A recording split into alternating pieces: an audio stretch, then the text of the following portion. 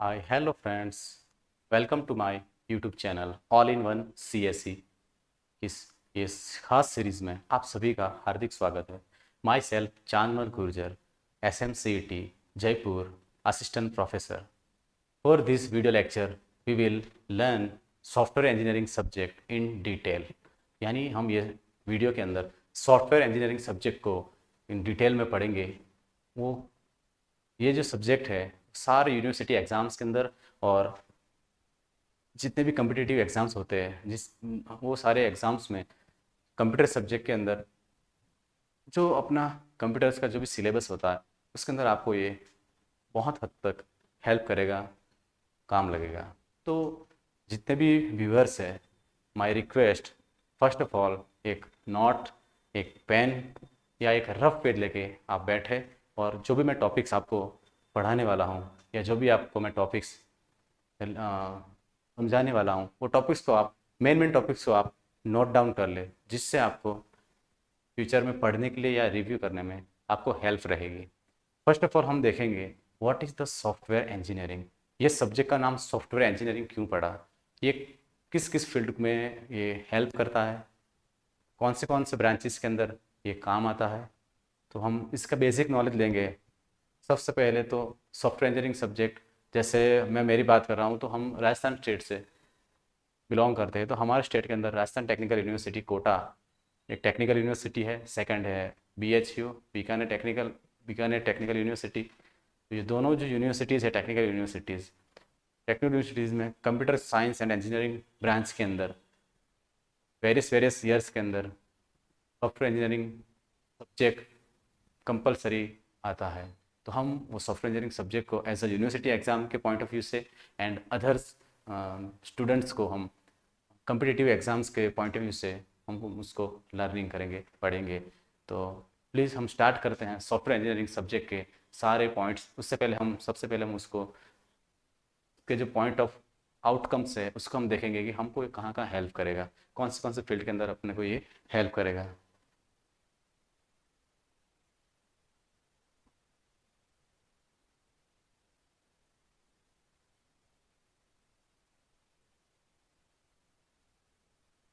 Programme outcomes में हम देखेंगे engineering knowledge, second problem of analysis, third design and development of solutions, third conduct investigation and complex problems, fifth modern tools uses, sixth the engineer and society, seventh environment and sustainability, eight ethics, nine individual and team work, ten communications, 11 project management and finance and 12th life long learning. ये सारे outcomes के अंदर हम इस subject का use करेंगे, उसको हमको मैक्सिमम बेनिफिट इससे हमको मिलेगा ये सब्जेक्ट से। तो please all the students carefully and focusfully इस सब्जेक्ट को पढ़े, लर्न करें। नेक्स्ट हम देखते हैं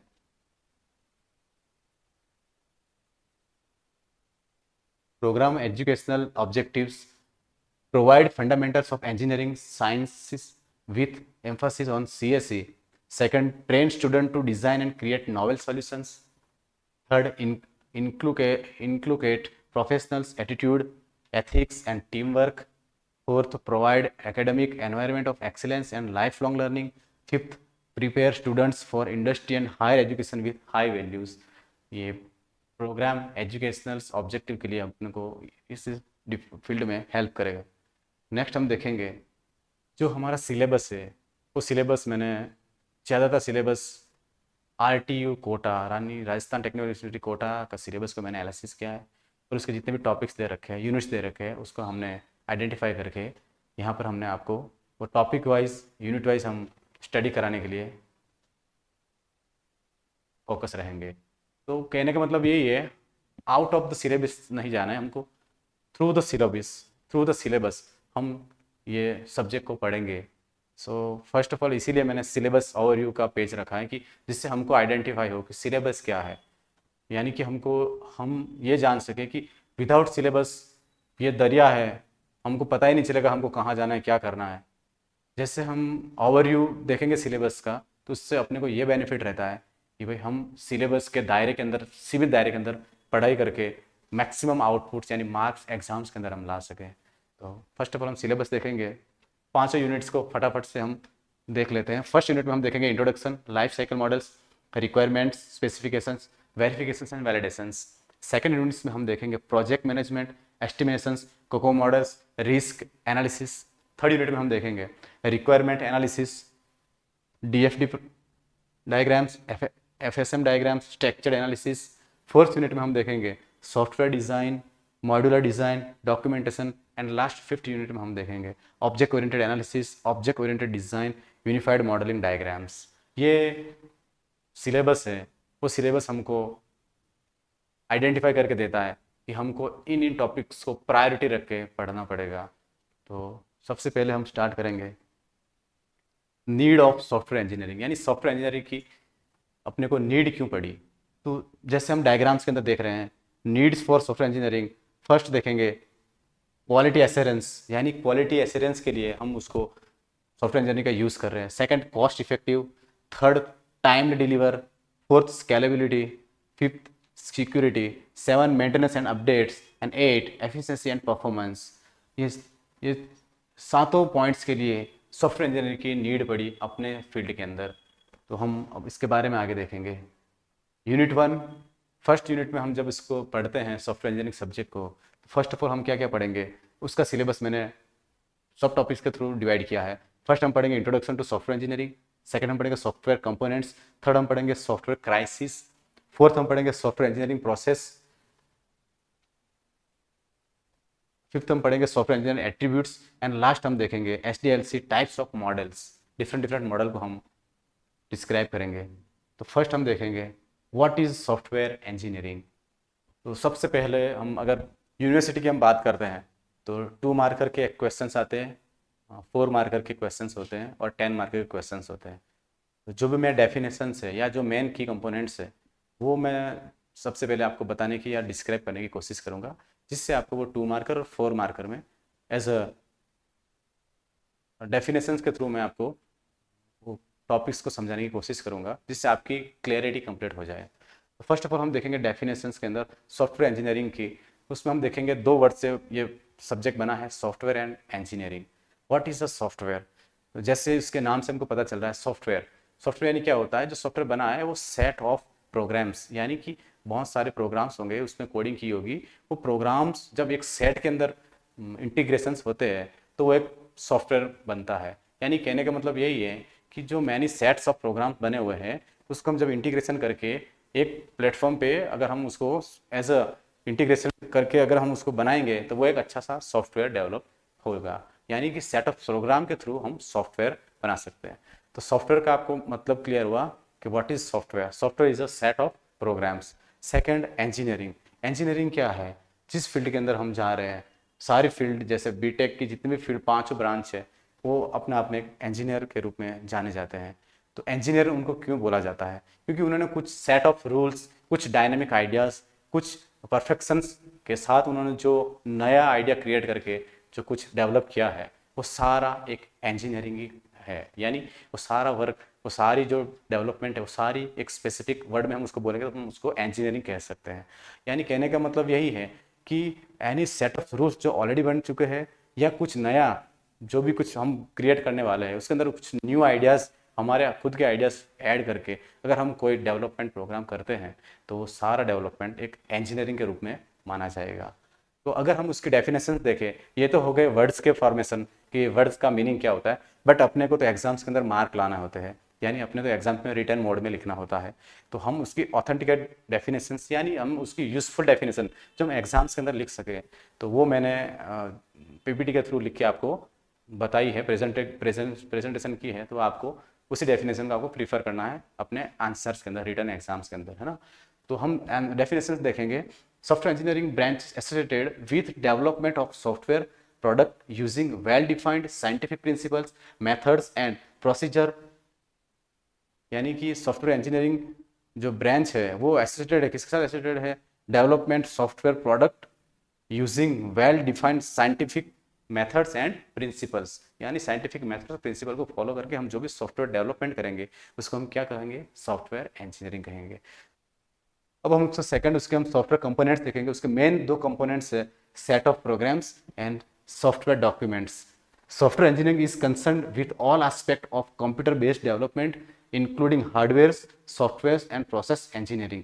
यानी कंपोनेंट्स का मतलब होता है उसके मुख्य मुख्य घटक, यानी जो उसके मेन कंपोनेंट्स क्या है जिससे सॉफ्टवेयर इंजीनियरिंग बना है। तो हमने जैसे ये दो पॉइंट्स में देखे, एक तो सेट ऑफ प्रोग्राम्स यानी सॉफ्टवेयर से, और सॉफ्टवेयर डॉक्यूमेंटेशन यानी डॉक्यूमेंट के थ्रू ही हम उसका पूरा डेवलपमेंट करेंगे। तो वो सॉफ्टवेयर इंजीनियरिंग के दो मेन कंपोनेंट्स है, वो अपने को याद रखना है। नेक्स्ट हम देखेंगे software crisis. We can say software crisis is the set of difficulties and problem encountered while developing software. जैसे हम ये पिक्चर्स के अंदर देख सकते हैं कि सॉफ्टवेयर क्राइसिस की कौन सी डिफ़िकल्टीज होती है, जैसे चेंजिंग रिक्वायरमेंट्स हो, टेक्नोलॉजिकल एडवांसमेंट्स हो, लैक ऑफ स्किल पर्सनल हो, इंक्रीजिंग कॉम्प्लेक्सिटी हो। ये सारे जितने भी चारों पॉइंट्स है वो सॉफ्टवेयर क्राइसिस की रीज़न हो सकते हैं। यानी कहने का मतलब यही है कि जितनी भी सारी डिफ़िकल्टी हो, set of difficulties and problems जब हम सॉफ्टवेयर डेवलप करते हैं तब हम उसको फेस करते हैं, वो सारे प्रॉब्लम्स सॉफ्टवेयर क्राइसिस के रूप से हम उसको पहचानते हैं। Next software engineering process. 2 marker exams, RTU exams हो या फिर कोई भी यूनिवर्सिटी के एग्जाम्स के अंदर 2 मार्कर के 10 क्वेश्चंस आते हैं। तो मुझे जो इंपॉर्टेंट क्वेश्चन लगे या मुझे जो इम्पोर्टेंट पॉइंट लगा वो मैंने आपको एज अ डेफिनेशन के फॉर्म में उसको मैंने समझाने की आपको कोशिश की है। तो आप उस प्रोसेस को या उस जो भी डेफिनेशंस है उस डेफिनेशन को आप परफेक्टली याद रखें, जिससे क्या हो आप एग्जाम्स के अंदर 2 मार्कर के आंसर आराम से लिख सकें। तो इसके रिगार्डिंग हम देखेंगे सॉफ्टवेयर इंजीनियरिंग प्रोसेस। और सॉफ्टवेयर इंजीनियरिंग प्रोसेस या उसको हम सॉफ्टवेयर डेवलपमेंट प्रोसेस भी बोल सकते हैं, is a structured framework outlining the stage and activities required to concessive. Concessive का मतलब होता है कि एक आइडिया होता है, यूनिक आइडिया होता है, design develop test deploy and maintain a software system. यानी कि सॉफ्टवेयर इंजीनियरिंग प्रोसेस क्या है, वो एक कुछ जो भी हम डेटा एनालिसिस करेंगे, डेटा रिक्वायर करेंगे, डेटा गैदरिंग करेंगे, और वो डेटा के थ्रू हम जब वो सॉफ्टवेयर डेवलपमेंट के अंदर मैनी मैनी स्टेजेस के थ्रू एक्टिविटीज़ करेंगे, उसके अंदर डिज़ाइनिंग डेवलपिंग टेस्ट और उसको डिप्लॉय यानी लॉन्च करना, और उसके बाद उसकी हम सर्विस देंगे यानी उसको मेंटेन करना, वो सारे फेजेस को हम क्या बोलेंगे software engineering process. Okay, next हम देखेंगे it implementation sorry it includes key activities like requirements gathering, design, implementation, testing, deployment and maintenance। ये जो इंजीनियरिंग प्रोसेस है इसके अंदर ये पांचों स्टेप्स हम फॉलो करते हैं as a software development life cycle. Next हम देखते हैं देन सॉफ्टवेयर इंजीनियरिंग एट्रीब्यूट्स। यानी सॉफ्टवेयर इंजीनियरिंग के एट्रीब्यूट्स कौन से हैं। एट्रीब्यूट्स यानी होता है कि जो सॉफ्टवेयर इंजीनियरिंग है वो कौन से एट्रीब्यूट के थ्रू हम उसको यूज़ करते हैं as a software development life cycle के अंदर। तो उसके मेन 4 एट्रीब्यूट्स है maintainability, dependability and security, third efficiency, fourth है एक्सेप्टेबिलिटी। हम एक एक एट्रीब्यूट्स को डिटेल में पढ़ेंगे। फर्स्ट है maintainability. Software should be written in such a way so that it can evolve to meet the changing needs of customers. This is a critical attributes because software changes and inevitables requirements often change the business environments. Professional software need to be maintained, which means that it can be updated, enhanced or fixed without excessive effort. It should have well structured readable code and proper documentation to facilitating ongoing development and troubleshootings. उसका हम example देखते हैं maintainability का। तो examples हम जैसे देखते हैं तो consider a web applications built with a modular architecture and well documented code. If a new feature needs to be added or bug need fixing, a maintainable system allow developers to identify and update the relevant modules without affecting the entire applications. Good coding practice, clear documentation and a modular design contribute to a maintainability। यानी जो first attributes है ये कहना चाह रहा है कि जो भी हम डेटा रिक्वायरमेंट करेंगे, यानी जो भी सॉफ्टवेयर डेवलपमेंट की लाइफ साइकिल के अंदर फर्स्ट फेज जो होता है डेटा यानी डेटा रिक्वायर करना, वो data well manage, well proper identify, well documentation किया होना चाहिए, जिससे क्या होता है कि पूरी डेवलपमेंट लाइफ साइकिल के अंदर हम वो डेटा को अच्छे से यूज़ करके अच्छे तरीके से सॉफ्टवेयर डेवलप कर सकें, उसको अच्छे से हम मेंटेन कर सकें। Then next, dependability and security. Dependability software should not cause any physical or economical damage in the events of systems failure. Software independent and include a range of characteristics include reliability, security, safety. Miscellaneous users should not be able to access or damage the systems. Security is critical for software that handles sensitive data or performance critical functions. It should have appropriate security measure in place to protect against threats such as data breaches and unauthorized access. Software has to be secured so that miscellaneous users cannot access the damage the system. Example के through हम समझेंगे an online banking applications must be dependable to ensure that accuracy and security of finance transactions. If a user transfer money between accounts, the systems must reliable update and balance, protect against errors, and ensure that the transaction history accurate. Dependability are crucial in a scenario where the consequences of errors are significant. यानी dependability and security मतलब ये होता है कि जितने भी dependable softwares हैं वो सारे सॉफ्टवेयर किसके ऊपर काम करते हैं, सिक्योरिटी बेस के ऊपर काम करते हैं. हम जैसे हमने एग्जांपल्स के अंदर देखा कि बैंकिंग सेक्टर के अंदर जो भी हमको सर्विस प्रोवाइड की जाती है उसका मेन कंपोनेंट, उसके अंदर मेन चीज़ क्या होती है कि सिक्योरिटी. जो हम डेटा, हमारे जितने भी सारे डेटा है ट्रांजेक्शन के डेटा और जो भी हमारे डेली के जो भी ट्रांजेक्शन होते हैं वो हमको रेगुलर अपडेट मोड पे अपने अकाउंट्स के अंदर आइडेंटिफाई किए जाते हैं. अगर उसके अंदर कुछ डेटा को हार्मफुल डेटा अगर उसके अंदर ऐड हो गए और वो अपने डेटा को डैमेज करता है तो अपनी सिक्योरिटी एनहांस होती है, अपनी सिक्योरिटी डैमेज होती है, जिससे यूजर्स को ट्रस्ट नहीं रहता. तो कहने का मतलब ये होता है कि dependability and security is most second attribute in the software development. Then next third देखेंगे हम attributes. Efficiency. Software should not make a wasteful use of system resources such as a memory and processor cycle. Efficiency therefore includes responsiveness, processing time, memory utilizations. Software efficiency refers to the optimal use of systems resources such as processing power, memory, and network bandwidth. A efficient software system perform tasks quickly and with minimal resources consumptions. हम उसका example देखेंगे. A real-time gaming applications efficiency is crucial to provide a seamless and responsive user experience.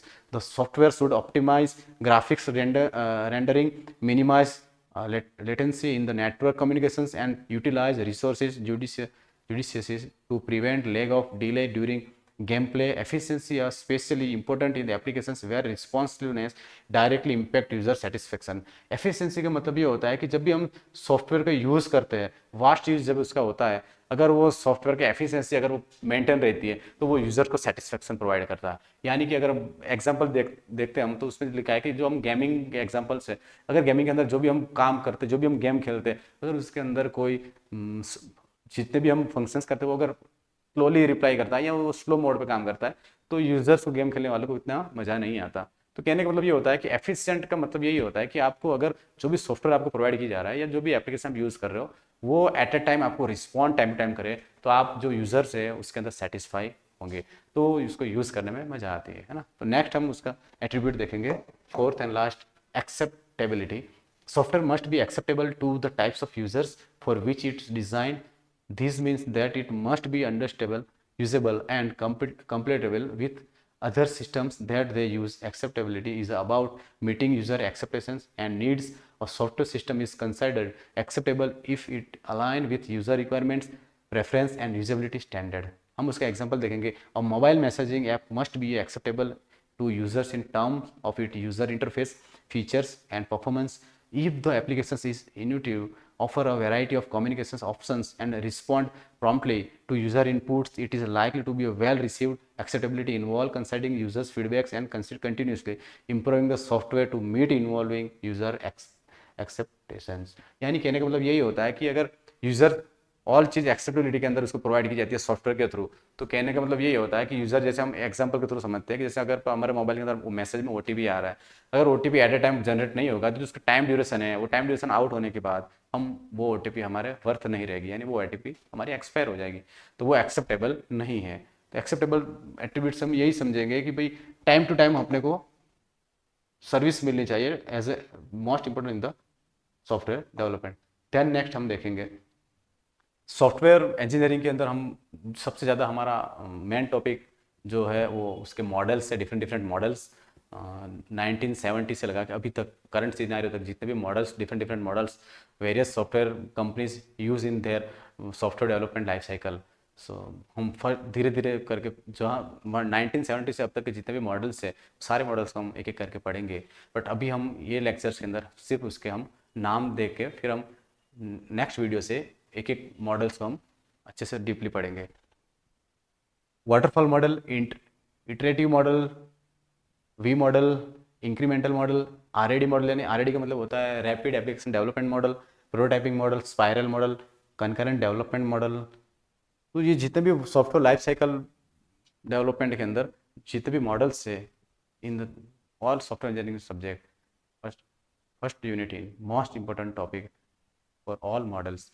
क्योंकि exams के अंदर जब हम 4 mark 10 marker में देखते हैं तो एक या दो क्वेश्चन कंपल्सरी आते हैं ये मॉडल्स के थ्रू।